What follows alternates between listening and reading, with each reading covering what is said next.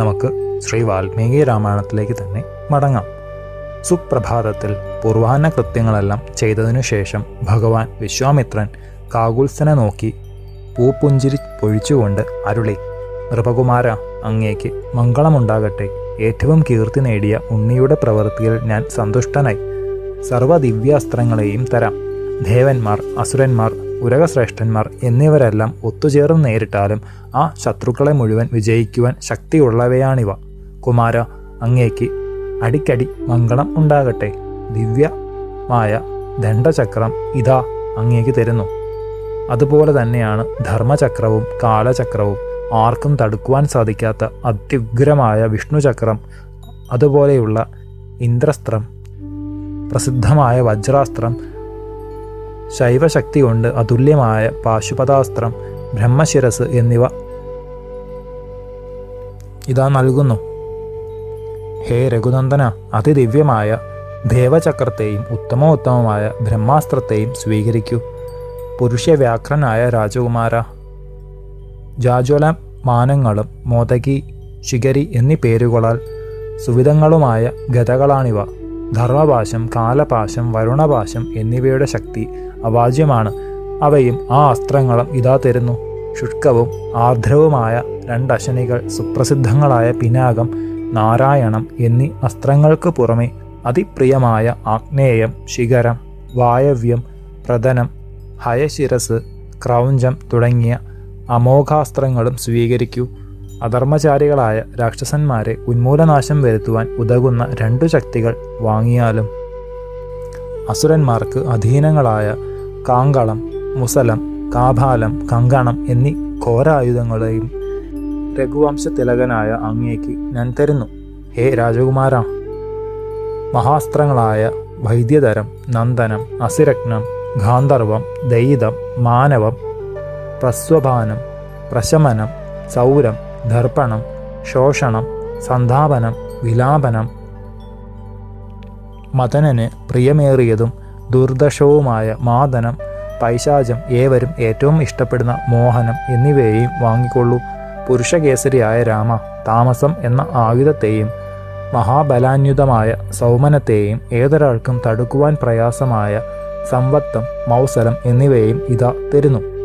പരന്തപനായ ഉണ്ണി, സത്യം, മായാധരം എന്നീ അമോഘാസ്ത്രങ്ങളെയും അരിതേജസ്സുകളെ കവരുന്നതും തേജപ്രഭയാർന്നതുമായ സൗര്യത്തെയും അതിദാരുണങ്ങളായ സോമം, ശിശിരം, ത്വാഷ്ട്രം, അംഗപ്രത്യംഗഭേദകവും ശീതവുമായ മാനവം മുതലായ ദിവ്യാസ്ത്രങ്ങളെയും ഇപ്പോൾ തന്നെ വേഗത്തിൽ വാങ്ങിയാലും.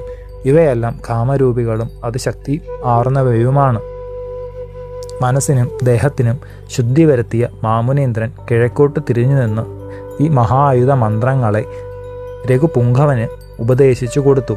ഇവ മുഴുവൻ ഒന്നിച്ച് സ്വീകരിക്കുവാൻ ദേവശ്രേഷ്ഠനു കൂടി സാധിക്കാത്തതാണ്. അതിബുദ്ധിമാനും നിയതേന്ദ്രനുമായ വിശ്വാമിത്ര ബ്രഹ്മഋഷി ഈ അസാധാരണ മന്ത്രങ്ങളെ ജപിച്ചപ്പോൾ അവയെല്ലാം മൂർത്തിമത്തായി തന്നെ ദാശരഥിയുടെ സമീപത്തിൽ എത്തിച്ചേർന്നു. സമോധം തൊഴുതുകൊണ്ട് ആ ദിവ്യായുധങ്ങൾ ഇങ്ങനെ പറഞ്ഞു: ഉദാരസ്വരൂപമാർന്ന മഹാപ്രഭോ, ഞങ്ങളെല്ലാം അവിടുത്തെ ദാസന്മാരാണ്. ശ്രീരാമചന്ദ്രൻ സസ്മിതം അവരെ നോക്കി തൃക്കൈകൾ കൊണ്ട് തലോടി ഇങ്ങനെ അരുളി ചെയ്തു: നിങ്ങളെല്ലാവരും എൻ്റെ ഹൃദയത്തിൽ വസിച്ചാലും. സന്തുഷ്ടമാനസനായ കാകുത്സൻ ബ്രഹ്മഋഷിയെ വണങ്ങി മഹാ തേജസ്സു തന്നെ രൂപമെടുത്തു പോലെയുള്ള പരന്തപൻ യാത്രയ്ക്ക് ഒരുങ്ങി. നിർമ്മലനായി അസ്ത്രങ്ങളെല്ലാം സ്വീകരിച്ച ശ്രീരാമദേവൻ സുപ്രസന്ന മുഖന്മായിട്ട് വിശ്വാമിത്ര ബ്രഹ്മർഷിയോട് പറഞ്ഞു: ഭഗവാനെ, അവിടുത്തെ അനുഗ്രഹത്താൽ വാനവന്മാർക്കു കൂടി ഞാൻ അദൃശ്യനായി തീർന്നു. എന്നാൽ അസ്ത്രസംഹാരോപദേശം അവിടുന്ന് കനിഞ്ഞ് അരുളേണമേ.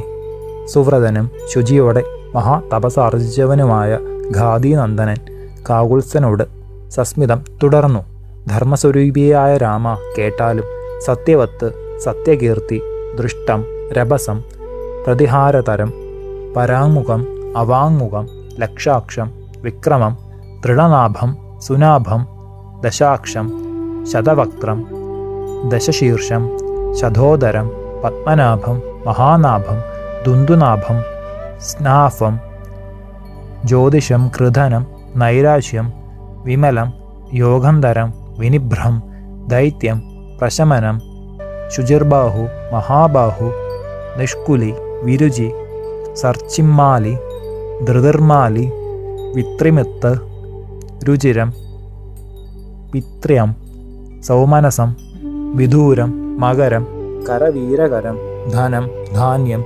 കാമരൂപം, കാമരുചി, മോഹനം, മാരണം, ജൃംഭകം, സർവനാഭം, സന്ധാനം, വരുണം എന്നീ നാമധേയങ്ങളോടുകൂടിയ കൃശാശ സൂതന്മാരെ ഉജ്ജ്വലകാന്തി ചീന്തുന്ന കാമരൂപികളെ വാങ്ങിക്കൊണ്ടാലും രഘുനന്ദന അങ്ങ് ഇതിനെല്ലാം അർഹനാണെന്ന് എനിക്കറിയാം. ഉപര്യു പരിമംഗളം ഭവിക്കട്ടെ.